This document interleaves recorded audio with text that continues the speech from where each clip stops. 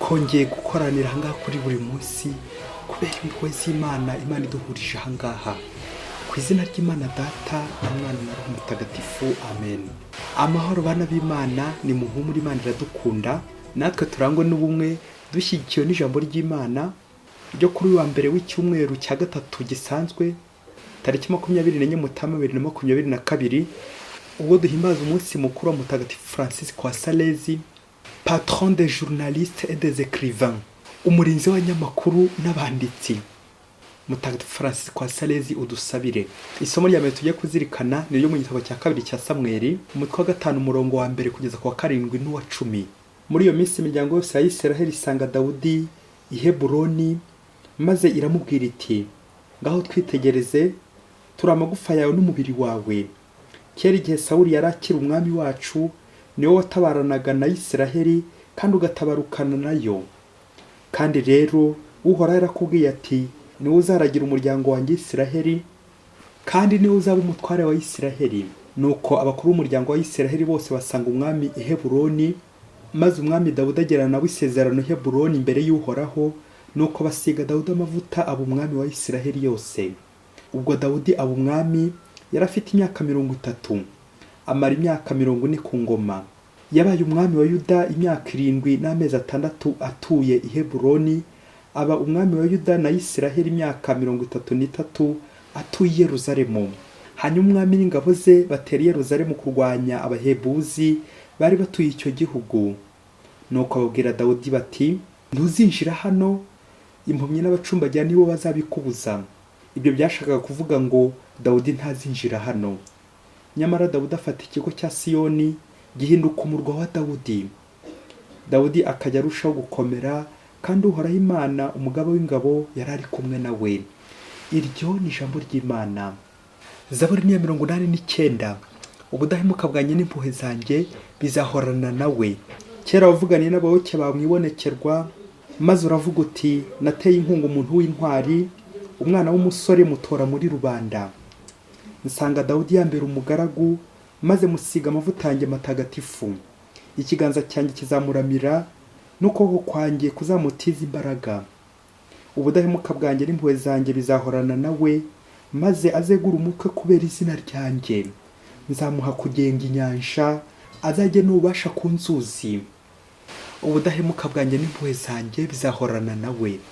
Nyagasani Yesu nabane namwe. Amagambo mu ivanjili ntagatifu ko yanditswe na Mariko, umutwe wa 3 umurongo 22 kugeza kwa 30. Muri icyo gihe abigisha amategeko bari bavuye Yerusalemu baravuga ngo: yahanzweho na Belizebuli, kandi ngo umutware wa roho mbi niwe wirukanisha roho mbi. Nuko Yesu abakoranyiriza iruhande rwe, ababwirira mu migani ati: Sekibi yabashe te kwirukana? Ingoma yibyayemwe amahari ntishobora gukomera, n'umuryango wabyaye amahari ntushobora gukomera. Niba rero Sekibi yirwanya akicamo ibice, ntaba gikomeye, ake kaba kashobotse. Kandi nta muntu ushobora kwinjira mu nzu y'umunyamaboko ngo asahure ibintu bye atabanje kuboha uwo munyamaboko, hanyuma ngo abone uko asahura inzu ye. Ndababwira ukuri, abana b'abantu bazakiza ibyaha byose bakoze, ndetse n'ibitutsi batutse Imana.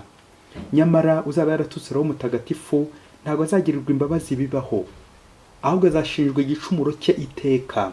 Yesu yababwiye ibyo abitewe n'uko bavugaga ngo yahanzweho na roho mbi. Iyo ni ivanjili ntagatifu. Bakristo bavandimwe, Yesu Kristo akuzwe iwacu. Nidukomere kuri Kristo nibwo tuzakomera nyabyo. Muri aya masomo Kiliziya umubyeyi wacu yaduteguriye kuri umunsi mukuru wa Mutagatifu Francis wa Salesi, turazirikana ku ngingo y'ubumwe, l'unité, ubumwe bw'abana b'Imana, abana b'Imana bari muri Kiliziya. Dore ko turi no mu cyumweru cy'ubumwe bw'abakristo. Niko ko bakristo bavandimwe, ahari urukundo n'umubano, aho ni mu ijuru, aho ngaho Imana ibihari. Au contraire, aho bitari, aho ni mu muriro. Aho ngaho higanje urwango, umwiryane, amacakubiri. Aho nta handi ni kwa Shitani, kwa Sekibi. Mu gihe Imana iduhuriza hamwe, Shitani yo ibiri kudutandukanya, tukagena intatane. Ishaka amayeri yose ngo tugene intatane. Jésus nous rassemble, Satan nous disperse. Yesu araduhuza, Shitani ikadutatanya. Ngo umunsi umwe umwana yagiye gusura ababikira, abo bikira ntabwo basohokaga ku bw'itegeko ry'umuryango, nuko rero ababikira bamugira impamuha ku biryo, ibiryo biryoshye cyane. Nuko umwana arishima, ibyo bimutera kuzagaruka undi munsi. Agarutse nabwo bamuha ibiryo ariko bamuha duke, atangira kugaya. Nuko umunsi wa gatatu nabwo ukurikiyeho aragaruka. Noneho bababikira ntibagira icyo bamuha, birashoboka ko ibiryo byari byashize ntacyo bari bagifite. Umwana ararakara cyane kuki ubwashize bamuhaye, ubukurikiyeho bamuha duke, noneho bakaba bamwimye. Ababikira rero kubera ko batasohokaga mu gipangu kubera karizme yabo yo kuguma hamwe, byumvikane nta kugera hanze. Nuko wa mwana amaze kurakara acunga igihe batwawe n'isengesho bari gusenga, nuko azana irumbu ry'inzuki arirekurira mu kigo hose, ahereye muri shapero ahantu bari gusengera. Irumbu ry'inzuki babyeyi babihaye Imana, za nzuki zibahukamo zirabaruma. Umwe ko akizwa n'amaguru ye, undi akizwa n'andi ye. Nuko bahunga basohoka ikigo, birumvikana rya tegeko ryo kudasohoka mu kigo bararyishe.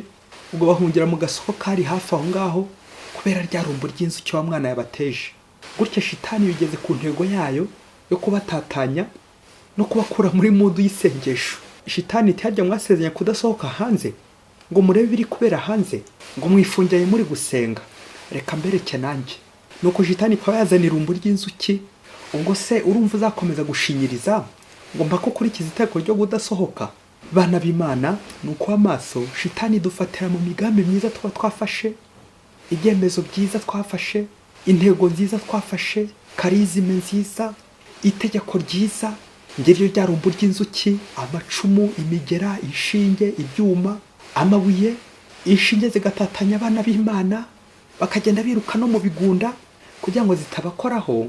Ukabacunga abana b'Imana bari gusenga, nuko ugapfundura umufuka wuzuye imbaragasa, ukafungura mu rusengero ababyeyi no mu kiliziya. Mubyeyi nkurura ifoto y'umufuka w'irumbu ry'inzuki n'umufuka w'imbaragasa Shitani yarekuriye mu bana b'Imana. Shitani agafungura uwo mufuka w'imbaragasa, batatanya abana b'Imana bari hamwe.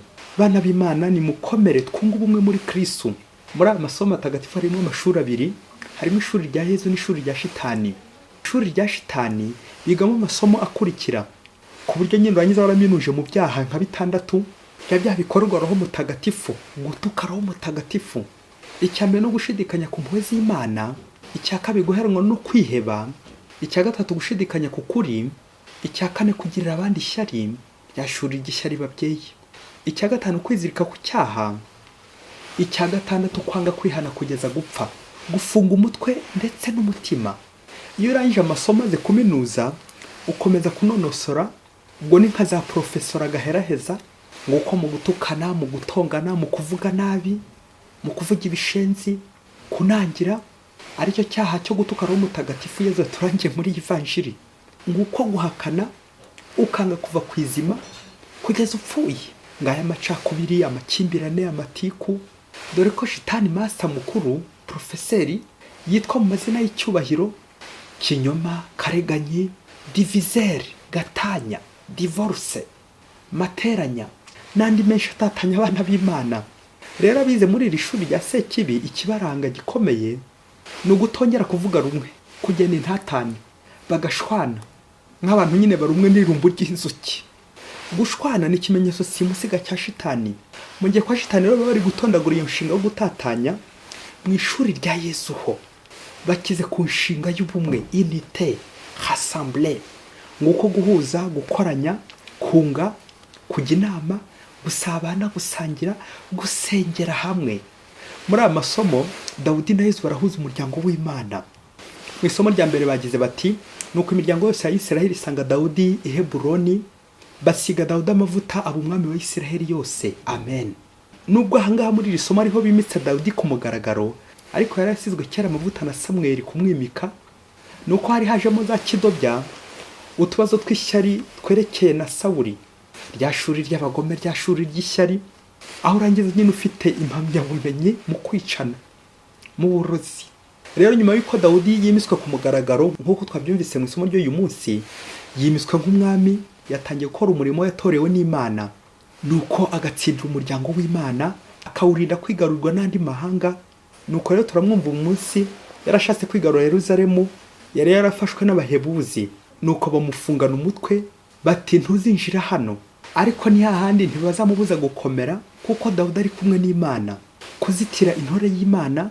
Ayo ni amayeri yo kunangira rya shuri rya Shitani n'abambari bayo. Tugomba kwirinda kunangira gufunga umutwe. Ivanjiri y'uyu munsi ije ikurikira aho Yezu bamusebeje bavuga ko yasaze. Uyu munsi tumva bungikanye ibirego n'ibisebo, bageze noneho ku cyo kumwitiranya na Berizebuli, umutware wa roho mbi, ngo niwe yirukanisha roho mbi, ngo Yezu yahanzweho. Ariko kumusebya ni uburyo bwo kumwihakana, bagashaka kumujugunya bagira ngo bamuce intege bityo ntiyongere gukomeza umurimo we. Ariko ni hahandi Yezu yahozeho, ariho kandi azahoraho.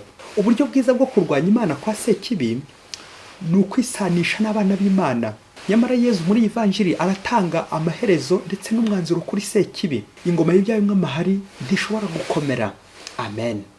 Ngo umunsi umwe Shitani yakoze inama nyuma yo kwibonera ko abantu batakiri kuyoboka uko bikwiye. Nuko muri iyo nama yari yobowe na Shitani n'abambari bayo n'amashitani yose, bajya inama basanga ko abantu babashizeho, ariko basanga basigaranye intwaro imwe gusa yo gukura abantu bakabigarurira.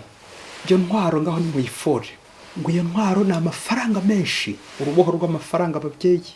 Nuko Shitani iti buriya abantu bakunda amafaranga byasaze, nta kindi twabakuruza usibyeyo. Ariko kugira ngo batazatugiraho urwikekwe, turayakoresha mu nsengero na kiliziya, mu materaniro yo gusenga, bityo tuyabanyanyagizemo, atari mu isoko, atari mu nzira, atari mu ikabare, atari mu nzu z'indaya, kuko ngaho batuvumbura vuba vuba. Ahubwo mu materaniro yo gusenga. Nuko imyanzuro y'iyo nama biba ari uko bagiye gukangurira abantu bose kwitabira amateraniro yo gusenga. Uwaje gusenga wese bakamuha amafaranga. Nuko wagira undi uzana bagakongera andi, bakagukubira bitewe n'umubare w'abantu wazanye. Undi nawe yazana undi mushya nawe bakamuhereza andi menshi. Ubwo abari aho muri iyo nama barashima, nuko batangira ubutumwa. Nuko muri icyo gihe abantu buzura amateraniro sinakubwira, kiliziya zirakubita. Ubwo hagati mu cyumweru nyine abayoboke b'Imana bakoraga ubutumwa bashishikaye, kubera ako gahembo nako ako gahimbaza musiki, kuko nyine cyari ikiraka gishyushye kandi gihemba. Nuko koko by'ukuri bakubirwa amafaranga karahava, barakira pe, bitewe nyine n'umubare buri wese yabagazanye. Amateraniro yo gusenga ngo cyumweru aruzura. Ngo nuko Shitani imaze kubona za kiliziya n'insengero byuzuye abayoboke abantu baje gusenga, nuko yongera gukoresha inama yibaza uburyo yagaruza ya mafaranga yatakaje, bityo misiyo yayo igakomeza yo kwigarura abantu. Nuko mvikana muri iyo nama ko abayoboke amaze kwigarurira muri abo materaniro yo gusenga bagomba kubashora mu gushaka inyungu zihuse kugira ngo bakire vuba. Gukira vuba ababyeyi. Nuko Shitani muri aya makoraniro itangaza ko buri wese uzajya ugira icyo ashora azajya kubirwa inshuro 10. Nuko abaje gusenga hagira ushora nk'amadolari 5, bakamukubira inshuro 10 nyine agahinduka 50. Abaje mu iteraniro bose ubwo buryo barabukunda kandi barabukoresha. Icyo bazanye cyose babakubira inshuro 10. Ibyo byo gukubirwa inshuro 10 bitewe n'abo wazanye, bitewe n'abakuri inyuma, biba mu ntangiriro birashyuha, abantu benshi barabiyoboka. Aho bigereye abagore, abagabo, urubyiruko, abanyabwenge, abana, buri wese agakora ashishikaye aharanira ko ayo mahirwe atamucika, ayo mahirwe yo gukira vuba ababyeyi. Nuko buri wese rero ahari akagenda agurisha ibyo atunze, ugurishije inzu, ugurishije amatungo, ugurishije imirima n'ibindi byose atunze, kugira ngo igishoro gitubuke, noneho bumukubira inshuro 10. Namwe babyeyi muri iyo nyungu yihuse ko ntawe ayitesha. Nuko buri wese ugize icyo agurisha kugira ngo yongere igishoro, akarundanya byose akazanira aba bakuru, za ntumwa z'umusaza. Ya mafaranga n'imitungo yabo yose bamaze kuyishora, yewe na n'ubu bategereje ko bakubirwa inshuro 10 nk'uko bari baramenyereye. Barategereje. Ndababwiza ukuri babyeyi, ubu namarira muri ako karere ni imiborogo, n'agahinda. Bamwe bari kwitana ba mwana, abandi barashwanye. N'agahinda ku bayoboke b'Imana, kuko abenshi bajya bagurisha amazu babagamo. Bamwe bari hanze bari kunyagirwa, abandi bakagurisha ibibanza, abandi bagafata inguzanyo muri banki kugira ngo bakire vuba, kugira ngo bashobore kunguka menshi. Ariko ibyabo biri gutezwa cyamunara. Abenshi barahombye ndetse bamwe barahomboka. Abandi bavuye ku kazi kuko byagezeho batakazi, nuko badukira ako ko kubatuburira niko kari kabatunze. None cyabaje kandi gitengeke, nuko abayoboke b'Imana nyine batangiye gusubiranamo, bati ni wanzanye mu idini, ni waje kumfata, ni waje kunkoraho ubutumwa, ni waje kundeba nzi ko ari kujya gusenga gusa, none imitungo yanjye yose utumye hagendera. ubu ndakubwiza ukuri bamwe bafatanya mu mashyingu, abandi barafunzwe nivugiraga prison y'icyaha, abandi bari gutora amashashi, abandi barigunze, yewe ndetse n'abandi no gutemana biri hafi. Bati niwe wanzanye hariya, niwe wanzanye mu materaniro, niwe wanzanye. Kugeza na n'ubu abandi bazinutswe no kuzongera gukandagira mu kiliziya, mu nsengero, materaniro. Ibihombo biravuze ubuhuha sinakubwira. Voilà la mission accomplie de Satan. Shitani dushikisha amafaranga ababyeyi. Aya mafaranga nitudashyira mu bwenge ari buze gukora ibara ababyeyi. Bana b'Imana, iyo mission ya Shitani kudutegera ku byo dukunda, kabone no kubyaba ari by'Imana. Dore ko tuvugisha ukuri ntawe udakunda amafaranga, kuko nabwo nanone aradufasha mu buzima bwa buri munsi, ariko iyo yakoreshejwe neza tukayashaka turi kumwe n'Imana. Ariko mubyeyi, niba ari ko Sekibi ufite, uwo ni umwaka azakurindagiza, azakugeza ikuzimu nyine aharinda imuka. Ikimenyetso gikomeye kizakubwira amafaranga ya Sekibi ni ijambo ubusa, ngo yazane turaza kugukubira ubusa nyine. Mu gihe kwa Yezu aba ari ubuntu, kwa Sekibi nyine ho aba ari ubusa, ngo ko kurira ubusa, guhabwa iby'ubusa, ngwino tukuvurire ku busa, tuguha imiti ku busa, ibintu by'ubusa ababyeyi. Ese mu Kristo wowe nta mashyirahamwe ubamo ajya akina urusimbi, ejo n'ejo ubundi ukazabona kwambitse ubusa, ngo ugiye gukubirwa, ugiye gukubirwa, ugiye gukubirwa. Mbega impuhwe ziraha ababyeyi ntizabihehe neza neza. Bakristo bavandimwe, nidutwaze muri iyi si yacu iri kwigumura ku Mana, hari kuberamo ibibi byinshi. Ifaranga riri gukora kakava, ifaranga riri kuyobora ibikorwa byo kwica abana b'Imana. Nivugiraga mu bwenge no mu mutima, gupfa kuri roho.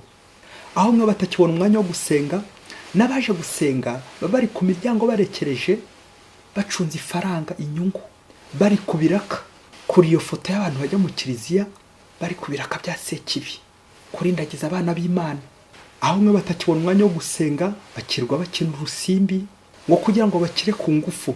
Babyeyi nta cuguca ubusa, kandi ngo imbuto mugisha nyinera ku giti cy'umuruho. Kuki dushaka ibintu by'ubusa?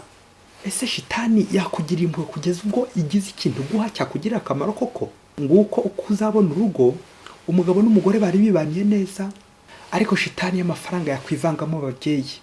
Ntibongere kuvuga rumwe ku mutungo, umwe agaca ahangaha undi ahangaha, bagaca inyuma, za divorce zikavuza ubuhuha, kutumvikana no ku ifaranga.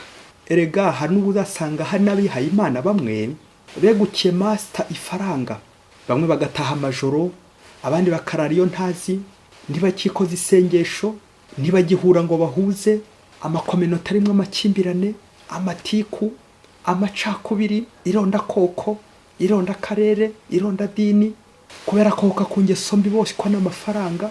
Nuko rya jambo rya Yesu rikabuzurizwaho ngo ingoma y'ibyayimwe amahari ndishobora gukomera. Amen. Yesu umwana w'Imana mbabarira, maze iminsi njagaraye mu kavuyo n'ibindi byose byambuzaga kuguha umwanya uko bikwiye. Nyuma yo kumva uko Shitani ikora n'uko ikoze, niyemeje umunsi kutazongera gukina urusimbi cyangwa guhagararira ibikorwa bya Sekibi. Niyemeje uyu munsi kuva mu bigare by'ubusa bwa Shitani, ubusa bw'ubusinzi, ubusa bw'ubusambo, ubusa bw'ubusambanyi, ibyo byose binyambika ubusa, maze Yezu nunge ubumwe nawe buri munsi mu busabane bw'isengesho dusangiye n'abavandimwe buri munsi. Yezu ndakwizera, Yezu ndakwizera, Yezu ndakwizera. Amen. Ushobora byose nabaho umugisha, Imana Data na Mwana na Roho Mutagatifu. Amen. Padiri Masumbuko Ladislas wa Diocese ya Cyangugu.